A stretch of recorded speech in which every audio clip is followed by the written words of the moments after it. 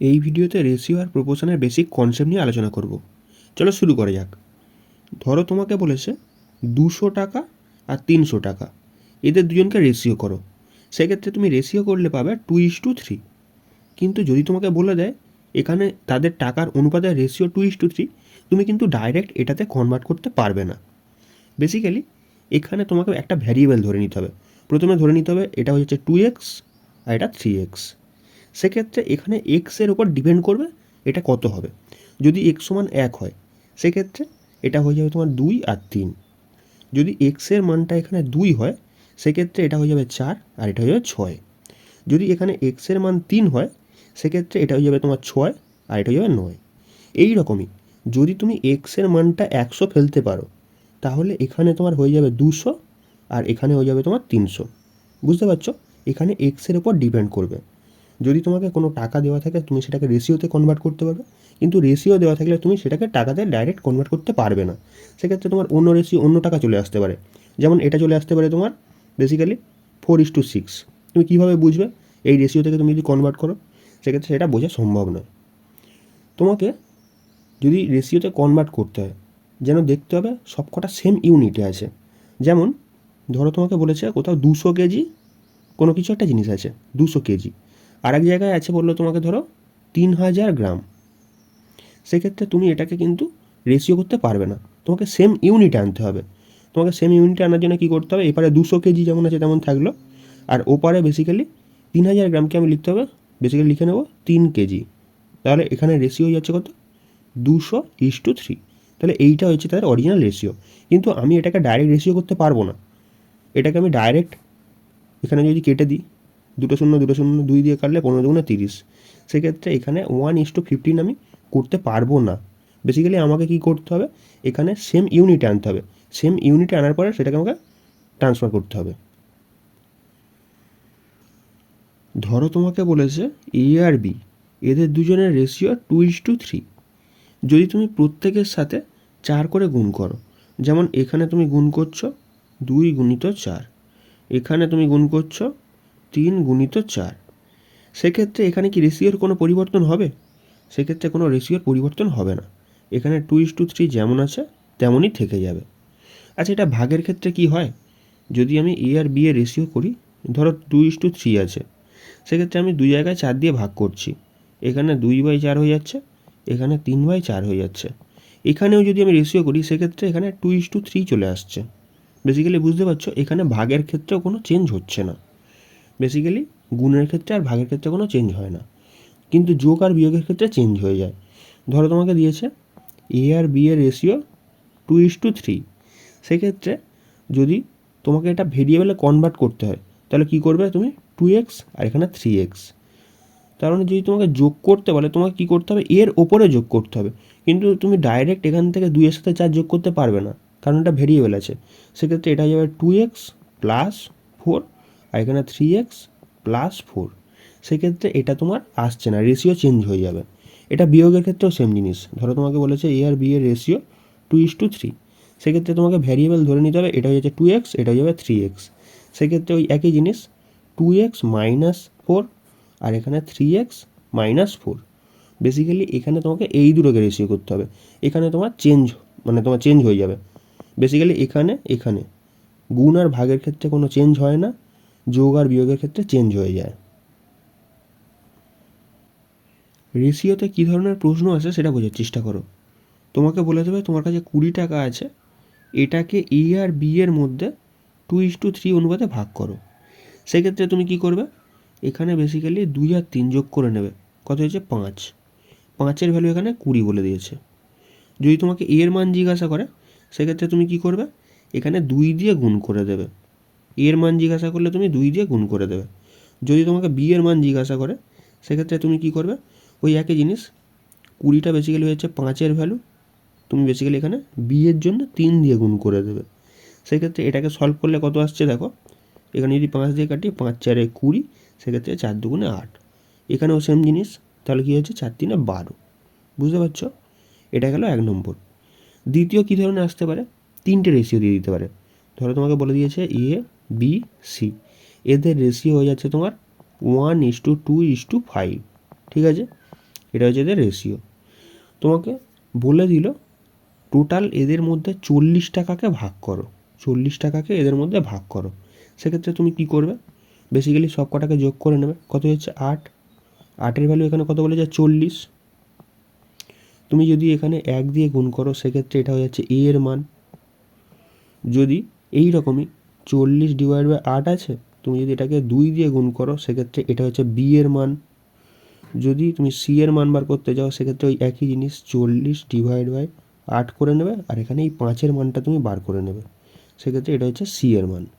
বুঝতে পারছো? আচ্ছা, তোমাকে এই রকম টাইপের প্রশ্ন দিতে পারে। ধরো তোমাকে বলে দিল এ আর বি এর রেশিও 3:5, আর বলে দিল এর টাকার পরিমাণ এখানে বলে দিল 15 টাকা।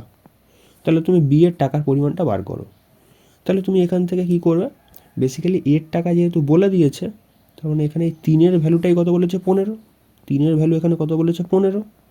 আর তুমি কি করবে, এখানে 5-এর ভ্যালুটা বার করে নেবে, তাহলে 5 দিয়ে গুণ করে দেবে। সেক্ষেত্রে এটাকে সলভ করলে তোমাদের অ্যান্সার চলে আসবে। যদি এটাকে কাটাকাটি করি সেক্ষেত্রে দেখো 3 দিয়ে কাটছে, 3×5 = 15, তাহলে কত হচ্ছে 25। বুঝতে পারছো? এই 3টে ধরনের প্রশ্ন বেসিক্যালি আসে। আরও যেগুলো আসে সেগুলো নিয়ে আমি আলোচনা করব। ধরো তোমাকে বললো এ বি সি এদের রেশিওর অনুপাত 1/2, 1/3 আর 1/4। তুমি এটাকে নর্মাল সিম্পল রেশিওতে কনভার্ট করো।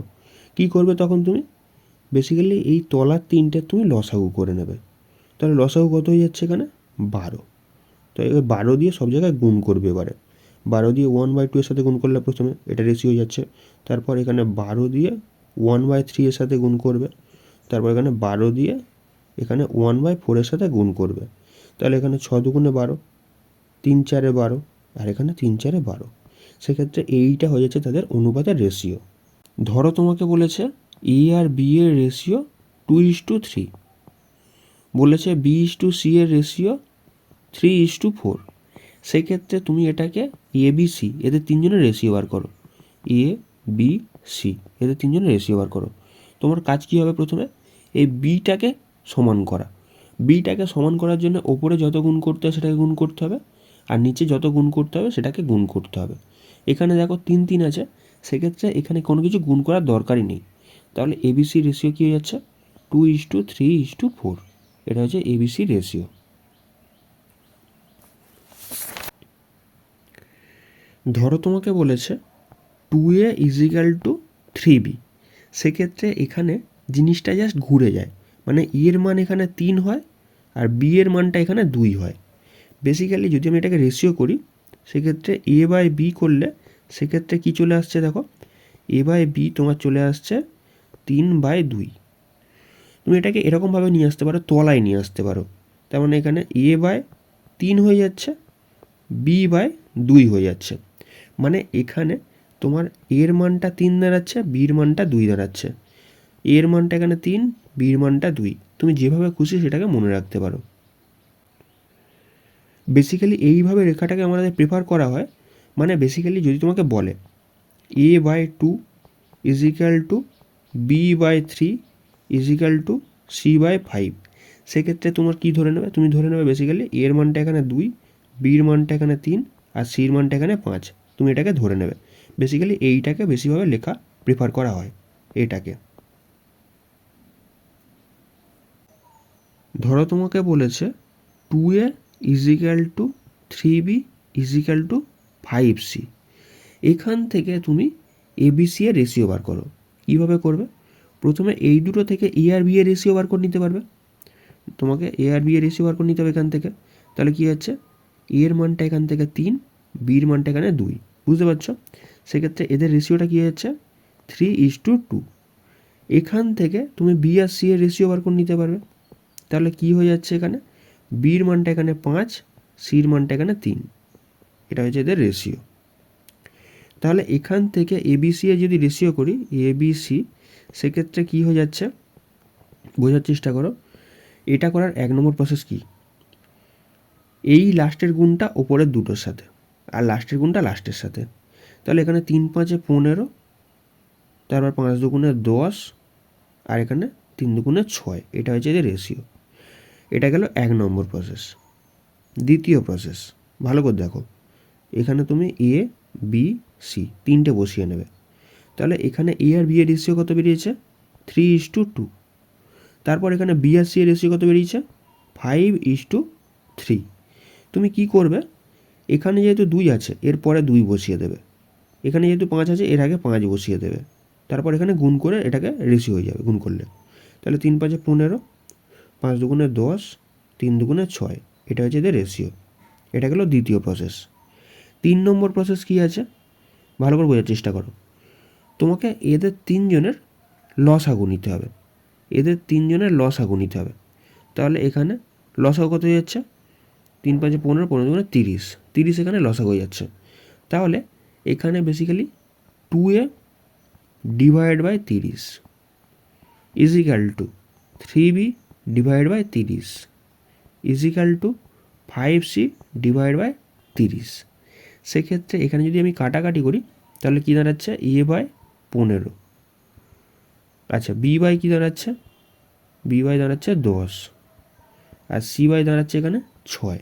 তাহলে বুঝতে পারছো এটা হচ্ছে এদের রেশিও। এই কনসেপ্টে এর আগে দেখে এসেছি, এই কনসেপ্টে এরকমভাবে লেখা হয়।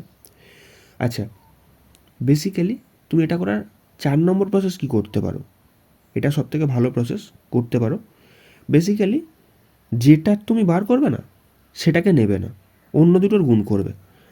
যদি তুমি এখানে এর রেশিওটা বার করতে চাও, কী করবে তুমি? এর রেশিও বার করার জন্য এটাকে নেবে না, এর যে এখানে 2 আছে 2টাকে নেবে না, বাদ বাকি দুটো নেবে। যেমন এখানে 3 আছে, এখানে 5 আছে, বেসিক্যালি 3 গুণিত 5 করে দাও। আচ্ছা, তারপরে যখন তুমি বিটটা নেবে না, অন্য দুটো নেবে। এখানে 2 নেবে আর 5 নেবে, 2 গুণিত 5। যখন তুমি সিটটা করবে সিটটা নেবে না, বাদ বাকি দুটো নেবে। এখানে 2 আছে আর এখানে 3 আছে, তাহলে 2 গুণিত 3, এটা হয়ে যাচ্ছে এদের রেশিও। বেসিক্যালি 3 5 15, 5 দুগুণে 10 আর 3 দুগুণে 6, এটা হয়ে যাচ্ছে এদের রেশিও। বেসিক্যালি 4টে প্রসেস আছে, তোমরা যেটা ধরে খুশি করতে পারো, কোনো অসুবিধা নেই।